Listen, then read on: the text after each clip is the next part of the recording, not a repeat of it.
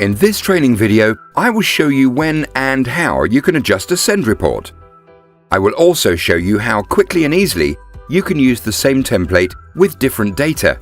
To conclude this training series, I will use a big picture to show you a summary of the comprehensive functions of the emailer, which represent a useful addition to your office environment.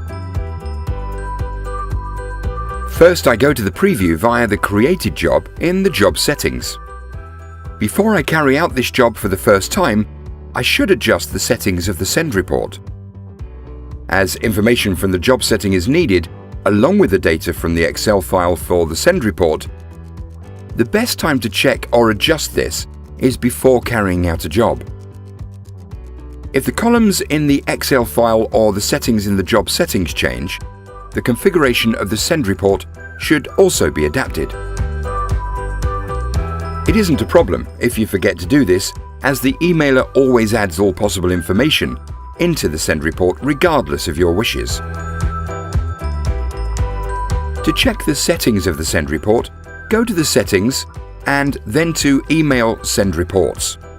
On the right-hand side, you will see all available currently displayed columns of the send report. You can add or remove the columns with the horizontal arrow keys.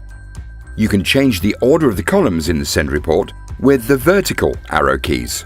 If a directory symbol is in front of the numbering, this column is a path specification to a directory or a file. The tick box Send Report must be activated for it to be possible to be created at all.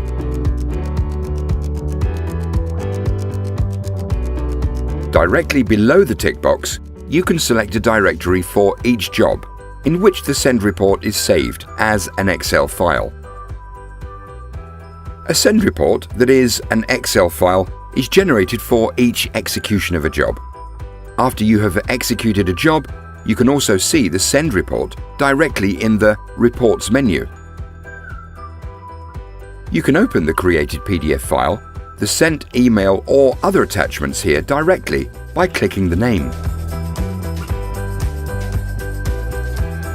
If you want to open the send report in Excel, just click on the Open as Excel File button. In the Excel file, we can see from the date when the email was sent, the subject and the columns that appear in every send report. These cannot be removed in the configuration. Details and Status gives information about the send process. The columns with the path lead directly to the saved files. These are of course only valid while the files remain in these locations. Therefore, it is important when planning an email job to choose these so that they do not have to be changed. The view in the report menu is transient. That means it is only visible until the emailer is closed or a new job execution is started. If you have created a job which you will regularly need again, it is possible to carry this out again in a very short time. You only need to use the same structure and column headings in your Excel file. Place the new Excel file in the specified directory. After selecting the email job, select only this Excel file in the job settings. The emailer then reads in the columns again and checks them.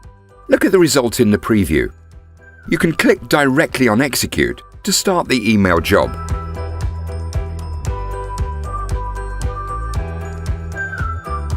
That brings me to the end of the training videos.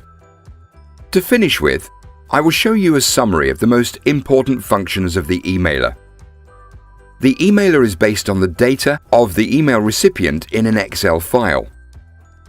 The absolute minimum in the Excel file is the email addresses that must be entered in a column with a heading in.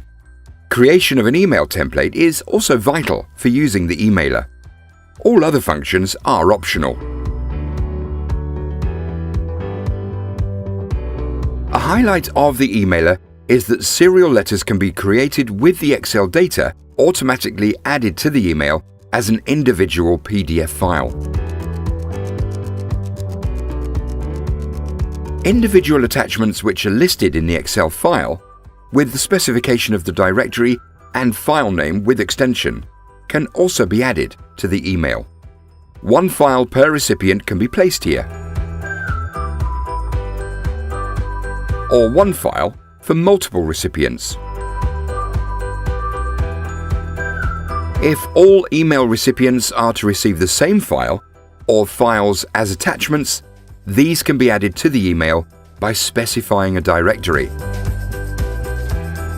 Together with the email that the emailer sends and places in the outbox of the email client concerned, the emailer can also save this email in a specified directory. The PDF file created from the serial brief can also be saved in a directory. The emailer will also create a send report as an Excel file for each execution of a job, if desired.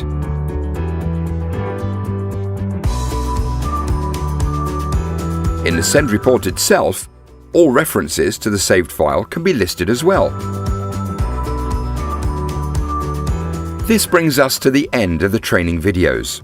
You have familiarized yourself with all functions of the emailer, and now you have the necessary framework for creating your own serial mails with or without attachments.